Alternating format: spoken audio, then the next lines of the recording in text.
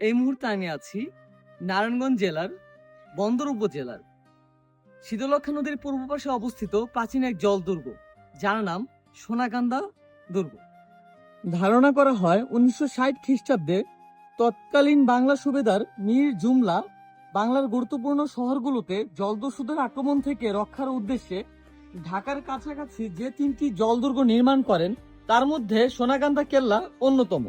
বাংলার 12 ভূঁইয়ার অন্যতম বীর ঈশা খাঁ তৎকালীন সময়ে এই দুর্গ ব্যবহার করতেন। মোগল আমলে নির্মিত এই কেল্লাকে ঘিরে নানা ধরনের কল্পকাহিনীর প্রচলিত আছে। কথিত আছে, রাজা কেদার রায়ের মেয়ে স্বর্ণময়ী লাঙ্গলবন্দে পুনঃস্নান করাকালীন সময়ে একদল ডাকাত তাকে অপহরণ করলে ঈশা খাঁ তাকে উদ্ধার করে কেদার রায়ের কাছে ফেরত পাঠাতে চান, কিন্তু মুসলমানের তাঁবুতে রাত কাটানোর কারণে তার জাত গেছে এই অভিযোগ এনে স্বর্ণময়ীকে আর ফেরত নেওয়া হয়নি।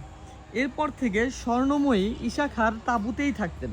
মনে করা হয় তার নামানুসারে দুর্গের নামকরণ করা হয়েছে সোনারকান্দা বা সোনাকান্দা দুর্গ।